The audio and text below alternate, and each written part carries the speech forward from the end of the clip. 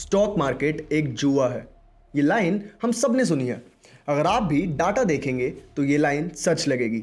सेबी, जो Indian markets की top regulatory body है, उनकी एक रिपोर्ट के अनुसार इंडिया में FY25 में F&O ट्रेड करने वाले 90% लोगों ने पैसे लूज किए हैं, with an average loss of 1.2 lakh पर पर्सन। आयरनी इज, चाहे आप प्रॉफिट करो या लॉस, सिस्टम का सिर्फ प्रॉफिट होता है। ब्रोकर्स अपना कट लेते हैं, स्टॉक एक्सचेंजेस फीस लगाता है और क्लियरिंग हाउस अपना सेटलमेंट भी चार्ज करता है। इस रीजन से सिस्टम हर दिन कोशिश करता है कि आप और ट्रेड करो और बेट्स लो मार्केट में, सो दैट उनकी वेल ऑयल्ड मशीन चलती रहे। तो आज हम एक्सप्लोर करेंगे क्यों इंडिया के बहुत सारे लोग अपना सारा टाइम और पैसा लीगलाइज्ड बेटिंग में लगा रहे हैं।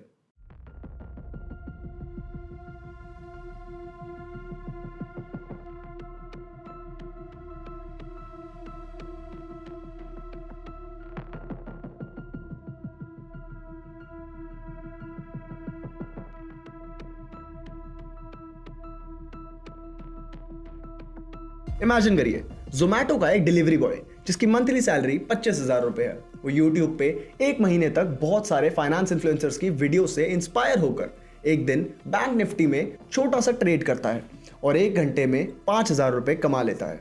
उनके लिए ये कोई मैजिक से कम नहीं था, लेकिन इस ट्रेड से वो एक और बड़े ट्रैप की तरफ चला गया। इस सिंगल प्रॉफिटेबल ट्रेड ने उसे कॉन्फिडेंस दिया और फिर जब ज्यादा बड़े ट्रेड्स लेते हुए लॉसेस आने लगे तो उन्होंने लोन लिया और फिर स्टार्ट की revenge trading with the core belief कि अगले कुछ ट्रेड्स में वो सब रिकवर कर लेंगे। यहीं से असली प्रॉब्लम स्टार्ट हो जाती है। लॉसेस के बाद जब लोग पिछले लॉसेस को रिकवर करने के लिए रेवेंज ट्रेडिंग करते हैं तो लॉजिकल डिसीजंस लेना छोड़ देते हैं। इस सिचुएशन में इन्फ्लुएंसर्स आग में घी डालने वाला काम करते हैं। ट्विटर, यूट्यूब, टेलीग्राम, हर जगह फेक P&L स्क्रीनशॉट्स दिखा के बोलते हैं कि सिर्फ 15 मिनट की स्ट्रैटेजी से 10,000 रुपए बनाओ। और ऐसे गलिबल और अनट्रेन्ड रिटेल पार्टिसिपेंट्स सिर्फ इंपल्सिव ट्रेड्स करते हैं और उनके लॉसेस और ज्यादा बढ़ जाते हैं। इस प्रोबेबिलिटी के खेल में वो कुछ 1-2 लकी ट्रेड्स आपके बेबुनियाद कॉन्फिडेंस का बेस नहीं बनने चाहिए। तो यहां से एक लेसन तो सिंपल है, ट्रेडिंग एक एडिक्टिव लूप है जिसमें ज्यादातर कैजुअल पार्टिसिपेंट्स अपना पैसा और मेंटल पीस दोनों खो देते हैं। तो लोग रुकते क्यों नहीं? Psychology and data angle. जब बार बार लॉस होते हैं तो सबका कॉमन सेंस क्यों नहीं कहता कि बस रुक जाओ? रीजन सिंपल है, दिमाग में hormonal disbalance via dopamine addiction. जब आप ट्रेडिंग करके पहली बार प्रॉफिट कमाते हैं, चाहे छोटा हो या बड़ा, हमारा ब्रेन उसे रिवॉर्ड की तरह स्टोर कर लेता है और फिर हर ट्रेड में वही हाई फीलिंग ढूंढता है। जब लॉसेस होते हैं तो ब्रेन बोलता है बस एक ट्रेड और एंड सब रिकवर हो जाएगा और वो फीलिंग वापस आ जाएगी। एंड जब प्रॉफिट होता है तो ओवर कॉन्फिडेंस आता है कि अब तो मैं सब समझ चुका हूं। इसी साइकिल में पढ़कर आप धीरे धीरे और ज्यादा रिस्क लेने लगते हैं एंड अल्टीमेटली और ज्यादा मनी लूज कर देते हैं। इसको एक साइकोलॉजिकल एक्सपेरिमेंट से समझते हैं।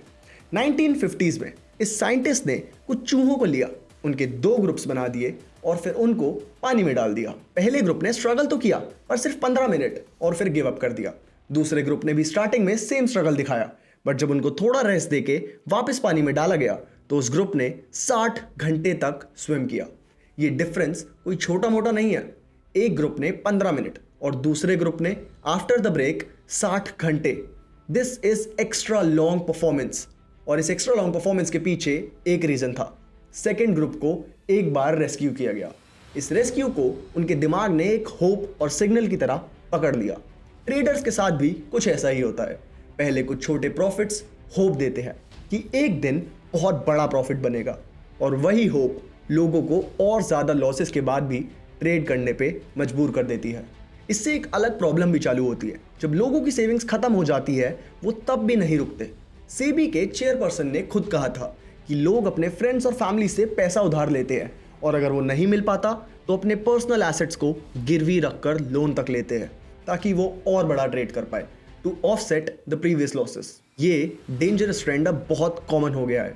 मेरी फ्रेंड के डैड ने 3 से 4 साल में ही 1.7 करोड़ का लॉस इनकर किया है F&O ट्रेडिंग से। उनकी भी स्टोरी सेम सी ही थी। पहले छोटे विन्स आए, फिर ओवर कॉन्फिडेंस, फिर लॉसेस और लॉसेस होने के बाद भी अंकल नहीं रुक पाए। उन्होंने पैसे बोरो करना स्टार्ट किया सिर्फ एक और चांस के लिए। ऐसी सिचुएशन में आके तो उन्हें बेसिक एक्सपेंसेस के लिए भी लोन लेना पड़ा होगा। मतलब एक साइड हसल जो पैसा बनाने के लिए शुरू हुई थी, आज वो लोगों को डेट ट्रैप में लेके जा रही है। अगर आप ऑलरेडी ऐसे ट्रैप में हो तो डिस्क्रिप्शन बॉक्स में एक्सपर्ट पैनल का लिंक है। आज ही हमारे एक्सपर्ट से कंसल्टेशन लीजिए। द इकोसिस्टम, इस पूरे इशू को और बेहतर तरीके से समझने के लिए इस इकोसिस्टम के प्लेयर्स को समझना भी जरूरी है। आपने कभी सोचा है कि जब आप एक ट्रेड करते हो, चाहे प्रॉफिट हो या लॉस, उस एक मूव से कितने लोग पैसा कमा लेते हैं? Player number 1, broker. सबसे पहले आपका ब्रोकर आपके हर ट्रेड पे ब्रोकर्स को ब्रोकरेज और हिडन चार्जेस फिक्स्ड बेस पे मिलते हैं। जीरोधा को ही देख लीजिए, FY24 में उन्होंने 8,300 करोड़ से भी ज्यादा रेवेन्यू रिपोर्ट किया और 120% ग्रोथ दिखाई। मतलब जितना ज्यादा आप ट्रेड करते हो, उनकी इनकम उतनी ही ज्यादा बढ़ती जाती है। And here comes player number 2, exchanges. आपके सारे ऑर्डर्स जाते हैं NSE या BSE पर। वहां बायर सेलर मैच होते हैं और हर एक ट्रांजैक्शन पे एक्सचेंज अपना कट लेता है। NSE ने Q4 FY24 में 3719 करोड़ का रेवेन्यू बनाया, 3700 करोड़ ट्रांजैक्शन चार्जेस से। आपके हर ट्रेड से एक्सचेंज का प्रॉफिट गारंटेड है। सो वो चाहते हैं कि ऑर्डर इंटेंसिटी पूरे मार्केट में और इंक्रीज होती ही रहे। Player number 3, clearing corporation. फिर आते हैं क्लियरिंग हाउसेस, जो वेरीफाई करते हैं कि बायर के पास पैसे हैं और सेलर के पास शेयर्स। ये भी हर ट्रेड पर अपना फी चार्ज करते हैं। आपके हर एक मूव पे एक और फी कट होता है। Player number 4, depositories. शेयर्स जब आपके डीमैट अकाउंट में स्टोर होते हैं, NSDL और CDSL जैसे डिपॉजिटरीज भी अपना एनुअल मेंटेनेंस और ट्रांजैक्शन फी लेते हैं। Q1 FY25 में CDSL ने 200 करोड़ से भी ज्यादा का रेवेन्यू रिपोर्ट किया। तो इन सब प्लेयर्स को देखकर आप इतना तो समझ ही गए होंगे कि ये इकोसिस्टम हमेशा चाहेगा कि सब लोग और ज्यादा ट्रेड करते रहे और पैसा डालते रहे। आपके कैपिटल की कुछ बूंद ही सही, उनका रेवेन्यू बनता है। Influencers trap. ट्रेडिंग अगर एक स्टैंड अलोन फाइनेंशियल एक्टिविटी होती तब तक ठीक था, बट हम सोशल मीडिया के जमाने में ये एक्सपेक्ट नहीं कर सकते, क्योंकि इन्फ्लुएंसर्स एंटर द फ्रेम। आज रील्स में लोग कहते हैं make 10,000 in 10 minutes। YouTube gurus promise करते हैं, आउटलायर कॉल्स और टेलीग्राम चैनल्स पे आपको इनवाइट करते हैं, VIP ग्रुप्स तक बने हुए हैं। इस मार्केटिंग मशीन से बचना बहुत ज्यादा टफ हो जाता है, जहां इतने सारे स्टॉक एक्सपर्ट्स आपको कहते हैं हम पे ट्रस्ट करें, आई मेड लैक्स, लेकिन उस नकली रियलिटी को Photoshop, false testimonials, fake P&L screenshot से बनाया जाता है। रिमेंबर अस्मिता पटेल? PR के थ्रू उनको ऑप्शंस क्वीन और she wolf of the stock market कहकर फेमस बनाया गया था, बट असल में she was running an unregistered advisory service. Course fees, mentorship packages, premium Telegram groups को एजुकेशन का टैग देकर उन्होंने करोड़ों का स्कैम किया था। सेबी ने फाइनली उनसे 50 करोड़ कन्फिस्केट किए थे।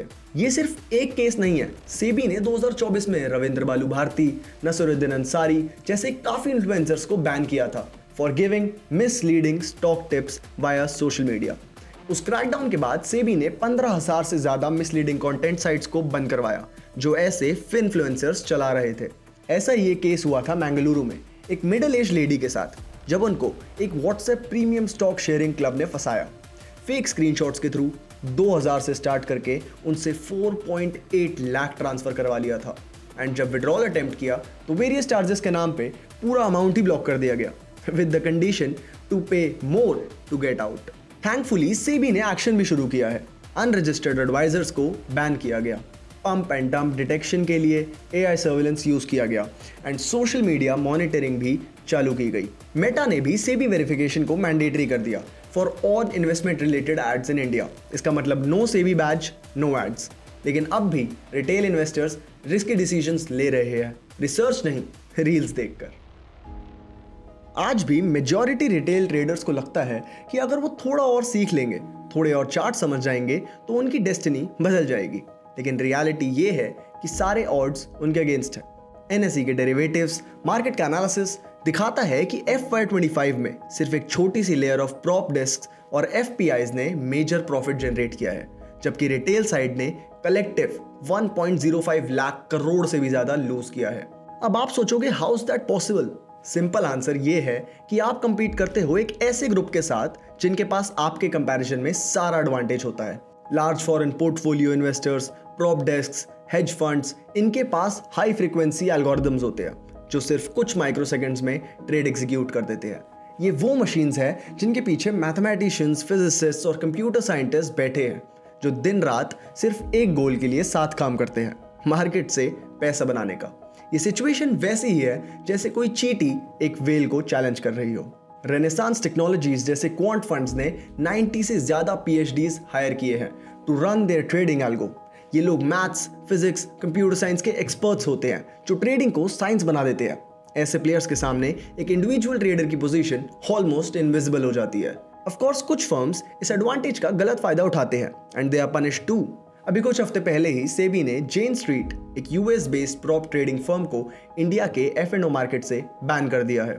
इन्वेस्टिगेशन में पता चला कि उन्होंने अपनी एडवांस्ड एल्गोरिथम्स और अल्ट्रा फास्ट ट्रेडिंग सिस्टम्स के थ्रू इंडेक्स मैनिपुलेशन किया था और इस स्ट्रैटेजी से 2 साल में अराउंड 35,000 करोड़ का प्रॉफिट कमाया था। तो लेसन ये है कि रिटेल ट्रेडिंग एक ऐसे ग्राउंड पे हो रही है जहां हर एडवांटेज दूसरी तरफ है। इंस्टीट्यूशंस के पास better data, better speed, better tools है और आपके पास फिलहाल होप और बोरोड मनी, और इन दोनों से तो आपके लॉन्ग टर्म वेल्थ नहीं बनने वाले। तो आज हम इस वीडियो के एंड में क्या रिस्क देखते हैं। इस तरह की ट्रेडिंग से सबसे बड़ा रिस्क कैपिटल लॉस का नहीं है, बल्कि ज्यादा डेट का है। सेबी के चेयरमैन ने खुद एडमिट किया था कि लोग ट्रेडिंग के लिए अपना घर तक मॉर्टगेज कर रहे हैं। अगर आपका इनकम बेस ऑलरेडी अनस्टेबल है बट अपने लाइफस्टाइल को फिक्स्ड एक्सपेंसेस पे सेट कर दिया है with rent, EMI, subscriptions, loans, तो एक बड़ा लॉस आपकी पूरी फाइनेंशियल साइकिल तोड़ देता है। और यही प्रॉब्लम्स इंडिया का डेली वेज अर्नर से लेकर एक यंग सैलरीड एम्प्लॉय फेस कर रहा है when they get into F&O trading. But इसका सॉल्यूशन भी बहुत ही सिंपल है। अगर आपको स्टॉक मार्केट में वेल्थ बिल्ड करना है तो शॉर्टकट के बजाय लॉन्ग टर्म इन्वेस्टिंग की तरफ शिफ्ट करो।